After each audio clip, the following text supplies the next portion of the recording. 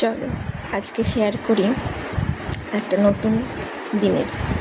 আমরা সবাই মিলে রেডি হয়ে গেছিলাম একটা জায়গায় যাওয়ার জন্য।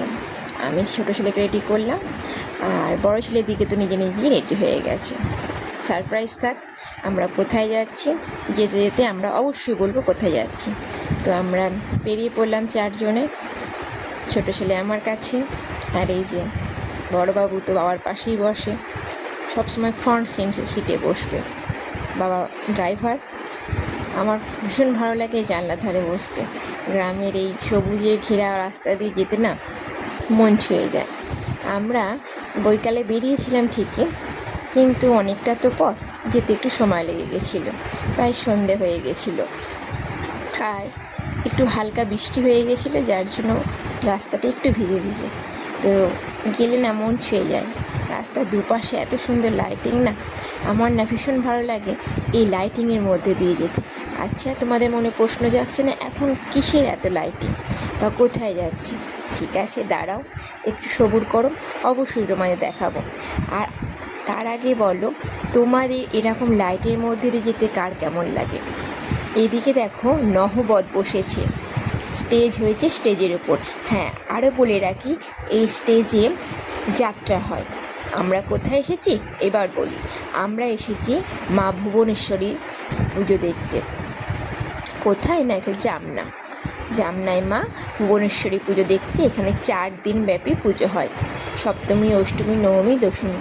আমরা গেছিলাম নবমীতে, সন্ধ্যাবেলায় গেছিলাম, তো সন্ধ্যায় পুজোও আমরা দেখতে পেলাম। মায়ের রূপ দেখে কি মুগ্ধ লাগে না? মায়ের দুই পাশে জয়া বিজয়া, মাঝে মহেশ্বর, আর দুই পাশে ব্রহ্মা বিষ্ণু।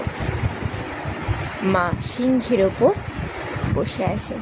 হ্যাঁ, সঙ্গে কিন্তু অসুরও আছে, এবং এখানে মোষ নেওয়া নিয়ে আছে হাতি। এই ভুবনেশ্বরী পুজো কোথায় কোথায় হয় আমাকে অবশ্যই কিন্তু জানাবে, আর কোথায় কী নামে পরিচিত তাও আমায় জানাবে। আমার কিন্তু বেশ ভালো লাগে।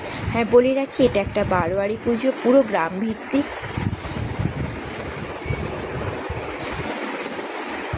সন্ধ্যার পুজো হচ্ছে, আর ঢাকের আওয়াজ মন ছুঁয়ে যায়,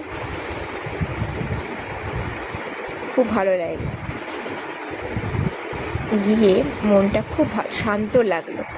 আর এখানে বড় বড় প্রদীপ বা মোমবাতি জ্বেলেছে, আর এই যে সমস্ত শাড়িগুলো কারো মনস্কামনা পূরণ হয়েছে সেই হিসেবে মাকে দান করেছে বা মাকে পুজো দিয়েছে। সন্ধেবেলায় যে ধূপ মোমবাতি গ্রামের মানুষরা এসে এখানে জ্বেলে দিয়ে যায়,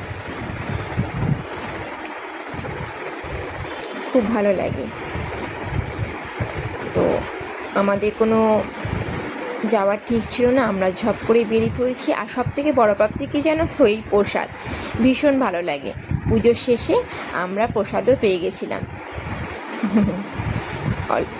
এদিকে প্রসাদ বিতরণ হচ্ছে।